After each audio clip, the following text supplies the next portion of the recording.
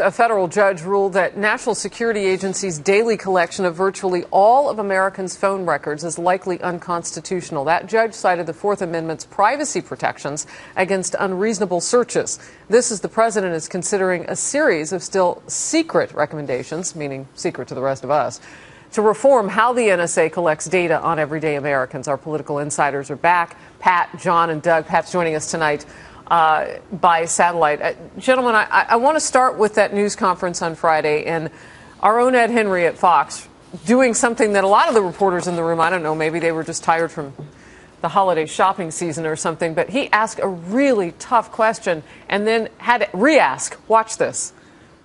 Do you have any personal regrets? You're not addressing the fact, the public statements you've made to reassure the public. Your director of national intelligence, James Clapper, months ago went up, got a question from a Democrat, not a Republican, about whether some of this was going on, and he denied it. Doesn't that undermine the public trust? And you're conflating, first of all, me and Mr. Clapper. And he's still in the job. I understand. But what I'm saying is this, that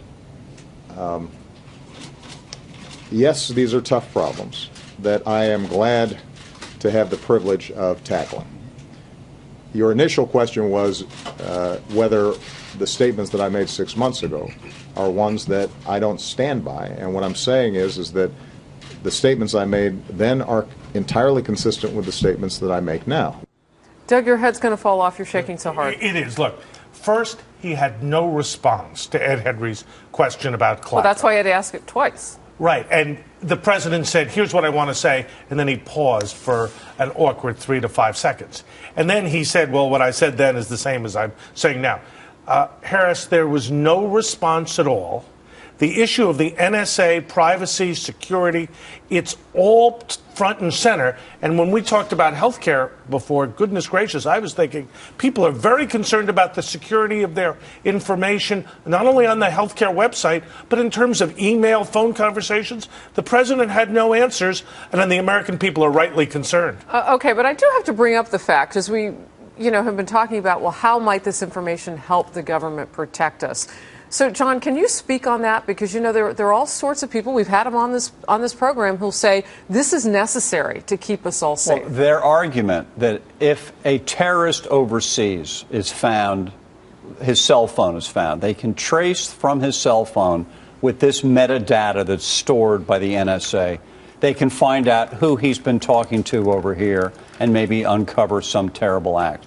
My rejoinder to that would be we had an example. The Boston Marathon bombing, where we had a guy who we were warned about by Russian intelligence. He was on the FBI watch list. He went to Chechnya. This is the older of the Tsarnaev brothers. Came back here.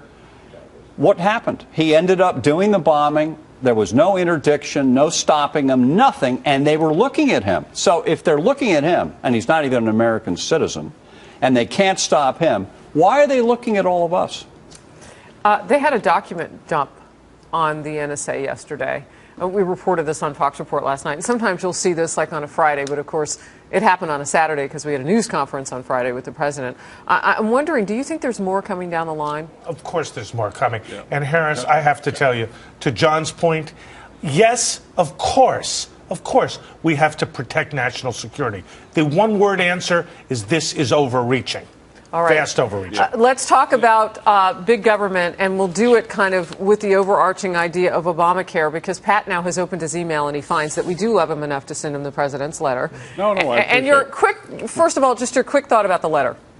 It's worse than y'all described. It was really unbelievable. The president says in there, don't look to me for information, look to your friends and neighbors.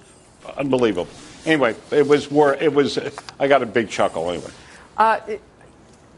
Millennials are not signing up for this. Right. And we saw this with a Harvard study recently. That's part of the problem, that young people are not signing up. And we might think that must be because, well, they feel healthy. They don't need health care. You guys have a different interpretation of why that is, and it has to do with how much government we have. Well, and here's that study right there. Unlikely to enroll, 45% of millennials. Doug? Right. I think a couple of things. First, there's concern about security.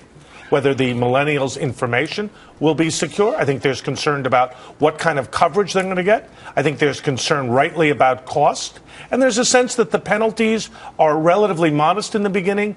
Why sign up, Harris, if the law is a disaster, if it's expensive, and your information and privacy may be compromised? All right, but even quickly, more than that. One second, Pat. John? Well, yeah, I think it's that, and I think it's also, I think there's so much confusion. The White House is making this stuff up as they go along, Harris.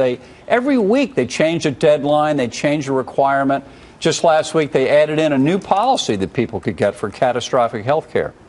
They are making it up. By the way, I think on the NSA, the same thing. I think they're making it up as Edward Snowden releases a new document every other day. Pat, your last thought on this? My thought is the millennials, a lot of it has to do with the NSA. The president's numbers started falling immediately when the numbers came out, the results, when Snowden's revelations. That's interesting. And they looked at it and said, this is too much.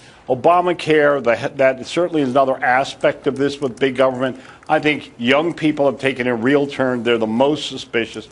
They are really the most offended by what's happening with the NSA. And when you mentioned the document dump, this is unbelievable what the president said. His own commission said there are problems with this, and the dump they had to do was disturbing.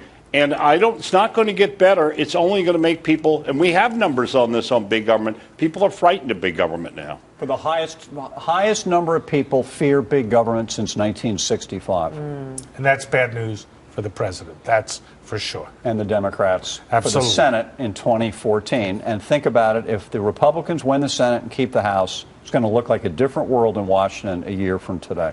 All right. Now, you made that promise.